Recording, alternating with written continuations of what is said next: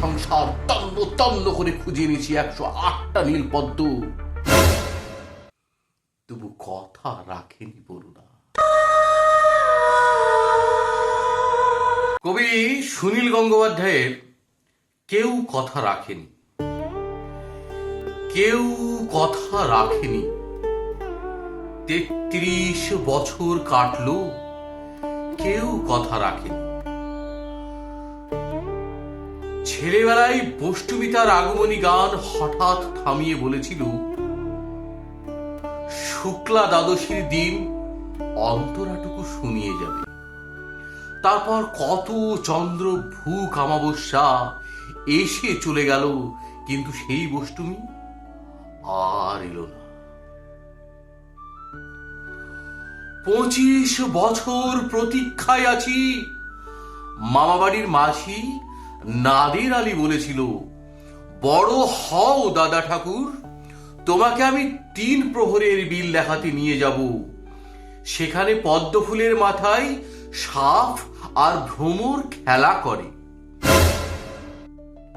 নাদের আলী, আর কত বড় হব? আমার মাথা এই ঘরের ছাদ ফুঁড়ে আকাশ স্পর্শ করলে তারপর তুমি আমায় 3 প্রহরের বিল দেখাতে নিয়ে যাবে। একটাও রয়্যাল গুলি কিনতে পারিনি কখনো। লাঠি লজেন্স দেখিয়ে দেখিয়ে চুষেছে লস্কর বাড়ির ছেলেরা। ভিখারির মতন চৌধুরীদের গেটে দাঁড়িয়ে দেখেছি ভিতরের রাস উৎসবে অবিরল রঙের ধারার মধ্যে সুবর্ণ কঙ্কন পরা ফার্সা রমণীরা কত রকম আমোদে হেসেছে।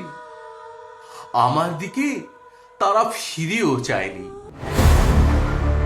বাবা বাবা আমার কাঁধ ছুঁয়ে বলেছিলেন, দেখিস একদিন আমরাও। বাবা এখন অন্ধ, আমাদের দেখা হয়নি কিছুই। সেই রয়্যালগুলি, সেই লাঠি লজেন্স, সেই রাস উৎসব আমায় কেউ ফিরিয়ে দেবে না। বুকের মধ্যে সুগন্ধি রুমাল রেখে বরুণা বলেছিল, যেদিন আমায় সত্যিকারের ভালোবাসবে সেদিন আমার বুকেও এরকম আতরের গন্ধ হবে।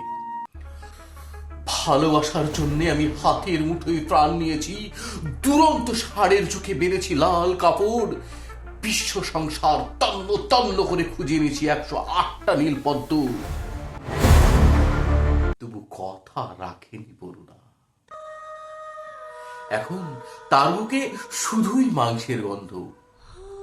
এখন সে যে কোনো নারী। কেউ কথা রাখেনি, 33 বছর কাটলো, কেউ কথা রাখে না। ধন্যবাদ, সবাই ভালো থাকবেন, সুস্থ থাকবেন। ধন্যবাদ।